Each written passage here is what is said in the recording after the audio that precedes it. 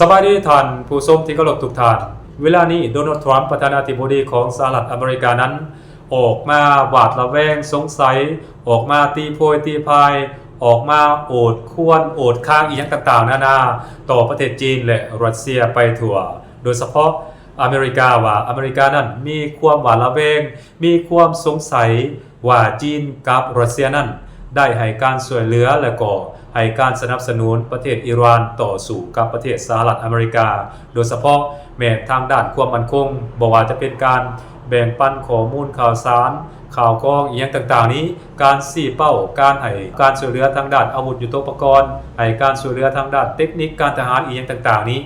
อเมริกาสงสัยว่าสองประเทศนี้ต้องให้การสนับสนุนและก็ช่วยเหลือประเทศอิหร่านอย่างแน่นอนเป็นไปบ่ได้ที่ประเทศอิหร่านนั้นจะสามารถโจมตีฐานทัพหรือว่าจุดยุทธศาสตร์ต่างๆของสหรัฐอเมริกานั้นได้แม่นยำถึงขนาดนี้ถ้าว่าจีนกับรัสเซียนั้นบ่ชี้เป้าและบ่ให้การช่วยเหลือหรือว่าให้การสนับสนุนทางด้านเทคนิคและก็อาวุธยุทโธปกรณ์ต่างๆให้กับประเทศอิหร่านจะบ่มีประสิทธิภาพและก็มีขีดความสามารถโจมตีประเทศสหรัฐอเมริกา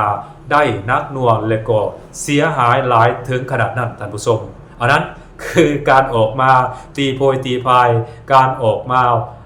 แสดงอาการหวาดระแวงสงสัยของสหรัฐอเมริกาที่มีต่อประเทศจีนและก็ประเทศรัสเซียเวลานี้นั่นเองท่านผู้ชมแล้วบัดนี้เป็นยังสหรัฐอเมริกาจึงออกมาตีโพยตีพายและก็หวาดระแวงสงสัยประเทศจีนและประเทศรัสเซียหลายถึงขนาดนี้ท่านผู้ชมเคยสงสัยกันบ่เหตุผลก็ย้อนว่าเวลานี้นั่นการโจมตีของอิหร่านที่โจมตีบรรดาฐานทัพต่างๆของสหรัฐอเมริกาอยู่ในภูมิภาคตะวันออกกลางและก็โจมตีจุดยุทธศาสตร์ต่างๆของสหรัฐอเมริกาที่อยู่อ้อมหอบประเทศอิหร่านและก็นอกเขตนอกอาณาเขตของอิหร่านนั้นมันแม่นเกือบว่าจับวางก็ว่าได้ท่านผู้ชมโดยเฉพาะแม้บรรดาฐานทัพต่างๆของสหรัฐอเมริกาในภูมิภาคตะวันออกกลางในประเทศพันธมิตรของสหรัฐอเมริกานั้นเกือบว่าจับวางก็ว่าได้ท่านผู้ชมเหตุให้เกิดความเสียหายนักหน่วงบ่ว่าจะเป็นวัตถุอุปกรณ์และเครื่องไม้เครื่องมือกำลังพลของสหรัฐอเมริกาเสียหายนักหน่วงล่มตายเป็นจำนวนหลายในสิ่งนี้เองเหตุให้สหรัฐอเมริกาเริ่มออกมาหวาดระแวงเริ่มออกมาตั้งคำถามว่าอันนี้มันคือขีดความสามารถของประเทศอิหร่านในการโจมตีประเทศสหรัฐอเมริกาเพียงฝ่ายเดียวหรือบ่หรือได้รับการสนับสนุนและช่วยเหลือจากประเทศจีนและกับประเทศรัสเซียแม่นแท้บ่อเมริกาสงสัยในนามส่วนตัวของข้าพเจ้าแล้วข้าพเจ้าเองอยากขอบอกแนวนี้ท่านผู้ชมอเมริกานั้นบ่ต้องสงสัยบ่ต้องหวาดระแวงดอกว่าจีนกับรัสเซียนั้นให้การสนับสนุนและก็ช่วยเหลือประเทศอิหร่านแบบ 100% หรือบ่ข้าพเจ้าบอกได้เลยว่า 100% จีนกับรัสเซียนั้นให้การสนับสนุนและก็ช่วยเหลือเกือบว่าในทุกๆด้านแก่กองทัพของอิหร่านนั้นโจมตีประเทศสหรัฐอเมริกาบอกว่าจะเป็นการชี้เป้าการช่วยเหลือทางด้านเทคนิคการแบ่งปันข้อมูลข่าวสารการให้การสนับสนุนทางด้านเงินทุนอาวุธยุทโธปกรณ์ต่างๆนั้นอันนี้อิหร่านได้รับการสนับสนุนและก็ช่วยเหลือจากประเทศจีนและก็รัสเซียนั้นเต็มที่ท่านผู้ชมเป็นอย่างสองประเทศนี้จึงให้การสนับสนุนและก็ช่วยเหลือประเทศอิหร่านแบบเต็มที่อันนี้บ่ได้ท่านผู้ชมถ้าหากว่าจีนกับรัสเซียนี่ปล่อยให้อิหร่านล่มกับบ่ต่างหยังกับการปล่อยให้ประเทศจีนและก็ประเทศรัสเซียนั้นล่มไปตามๆกันได้ท่านผู้ชม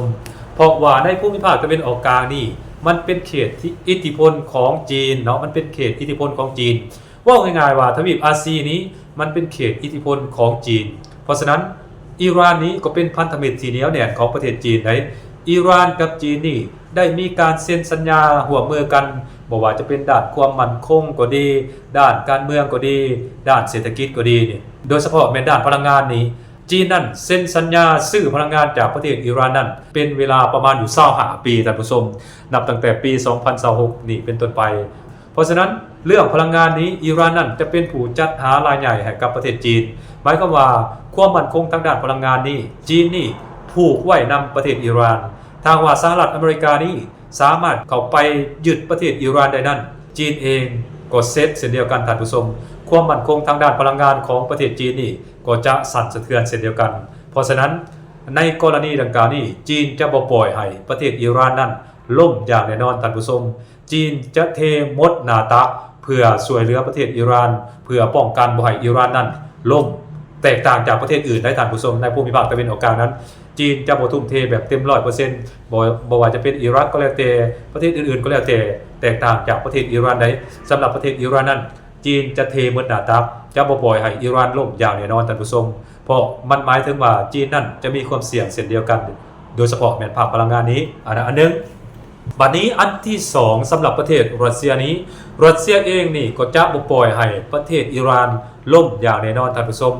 เพราะระหว่างอิหร่านกับรัสเซียนั้นมันมีสัญญาร่วมกันได้โดยเฉพาะแม่นสัญญาร่วมมือกันทางด้านการทหารนี่ทางด้านความมั่นคงนี่เขาได้เซ็นสัญญาร่วมมือกันเกือบว่าในทุกๆด้านบ่ต่างหยังกับอันสนธิสัญญาขององค์การ NATO มาตรา5นั่นแหละท่านผู้ชมถ้าว่าประเทศใดมีศึกมีสงครามเนาะอันประเทศนั้นจะให้การสนับสนุนและก็ช่วยเหลือเห็นบ่ว่าจะเป็นทางด้านอาวุธยุทโธปกรณ์ข้อมูลข่าวสารข่าวกรองการซี้เป้ารวมทั้งกำลังพลนำได้ท่านผู้ชมจะช่วยเหลือกันถึงขนาดนั้นและในระยะผ่านมาเป็นหยังหลายๆคนก็ตั้งคำถามว่าจริงยังบ่ทันปรากฏเห็นกองทัพของรัสเซียหรือว่ากำลังพลของรัสเซียนั้นเข้าไปประจำการอยู่ในประเทศอิหร่านอยู่อันนี้มันก็เป็นคำถามที่น่าสนใจเนาะท่านผู้ชมเนาะแต่ข้าพเจ้าก็อยากเว้าในนี้การที่รัสเซียนั้นยังบ่ทันให้การสนับสนุนและก็ช่วยเหลือทางด้านกำลังพลแก่ประเทศอิหร่านนั้นส่วนหนึ่งบ่ได้ร้องขอความช่วยเหลืออย่างเป็นทางการจากประเทศรัสเซียเด้เพราะฉะนั้นการยกกำลังพลเข้าไปในประเทศอิหร่านนี่ก็มีข้อจำกัดเด้มันอันนึงอันที่2มาอิหร่านนั้นยังมีขีดความสามารถที่จะโจมตีศัตรูของอิหร่านได้เพราะฉะนั้นอิหร่านเองก็บ่ร้องขอความช่วยเหลือจากประเทศรัสเซียเนาะอันนึงแต่ว่าทางด้านอาวุธยุทโธปกรณ์ทางด้านเทคนิคทางด้านการซี้เป้าอีกอย่างต่างๆนี่รัสเซียนั้นได้ให้การสนับสนุนและก็ช่วยเหลือประเทศอิหร่านมาโดยตลอดได้ท่านผู้ชมโดยเฉพาะแม่นการซี้เป้าว่าบ่อนใดที่เป็นจุดสำคัญของฐานทัพสหรัฐอเมริกาโดยเฉพาะแม่นฐานปฏิบัติการของ CIA เซนคอมอีกอย่างต่างๆพวกนี้นั่นเนาะหรือว่าศูนย์อเมซอนศูนย์เทคโนโลยีของอเมซอนก็แม่นรัสเซียนั้นเป็นผู้ซี้เป้าให้ประเทศอิหร่านโจมตีเด้มันเป็นอย่างนั้นเด้เพราะว่าศูนย์ดังกล่าวนั้นเป็นเหตุหน้าที่อำนวยความสะดวกให้แก่กองทัพของสหรัฐอเมริกาโจมตีประเทศอิหร่านเพราะฉะนั้นเมื่อรัสเซียสืบรู้รัสเซียก็ซี้เป้าให้ประเทศอิหร่านโจมตีเพราะฉะนั้นในระยะผ่านมานั้นจึงเหตุให้หลายๆสิ่งหลายอย่างของสหรัฐอเมริกานั้นถูกโจมตีจากฝั่งของอิหร่านและก็เสียหายหนักหน่วงไปตามๆกันทั้งหมดทั้งมวลนี้ก็ล้วนแล้วแต่ได้รับการสนับสนุนและก็ช่วยเหลือจากประเทศจีนและก็ประเทศรัสเซียทางนั้นท่านผู้ชมการซี้เป้าก็ดีการช่วยเหลือทางด้านเทคนิคทางการทหารก็ดีหรือแม้กระทั่งการช่วยเหลือการให้การสนับสนุนข่าวกรองก็ดีอันนี้จีนกับรัสเซียนี่ออกมาซี้เป้าออกมาช่วยเหลือประเทศอิหร่านแบบ 100% นั่นแหละถ้าข้าพเจ้าคิดว่ามันน่าจะเป็นอย่างนั้นเพียงลำพังอิหร่านอย่างเดียวนั้นบ่สามารถที่จะปฏิบัติการได้แบบมีประสิทธิภาพในลักษณะแบบนี้อย่างแน่นอนท่านผู้ชมเพราะฉะนั้นสหรัฐอเมริกานั้นบ่ต้องออกมาหวาดระแวงตีโพยตีพายทำท่าระแวงสงสัยดอกความจริงแล้วอเมริกาเองก็รู้เนาะว่า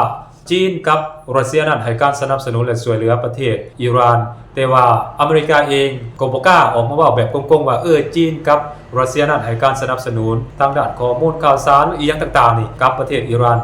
อเมริกาเองก็บ่กล้ากล่าวหาประเทศจีนกับรัสเซียในลักษณะแบบนี้เช่นเดียวกันเพราะฉะนั้นจึงออกมาว่าแบบอ้อมๆว่าอเมริกานั้นมีความหวาดระแวงสงสัยว่า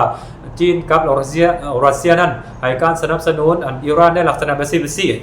ซื่อๆนะความจริงแล้วอเมริกาเองก็รู้แหละว่าจีนกับรัสเซียนั้นให้การสนับสนุนและก็ช่วยเหลือประเทศอิหร่านแต่ว่าเฮ็ดหยังประเทศจีนและก็ประเทศรัสเซียนั้นบ่ได้เพียงแต่ออกมาห้องโอดควรข้างเฮ็ดได้แบบนี้แหละท่านผู้ชมอันอื่นๆอเมริกาเองก็เฮ็ดบ่ได้เพราะอเมริกาเองก็ช่วยเหลือยูเครนซี้เป้าให้กับยูเครนโจมตีประเทศรัสเซียเช่นเดียวกันเด้เพราะฉะนั้นอเมริกาเองก็บ่มีสิทธิ์หยังที่จะมากล่าวอ้างแนวนั้นแนวนี้ต่อประเทศรัสเซียอเมริกาเองก็บ่มีสิทธิ์เช่นเดียวกันท่านผู้ชมได้แต่ออกมาโอดควร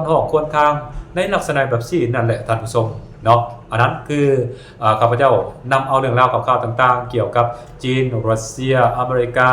อิหร่านเนาะมาเล่าให้บรรดาท่านผู้ชมได้รับชมรับฟังนำกันในวิดีโอนี้ท่านผู้ชมสบายดี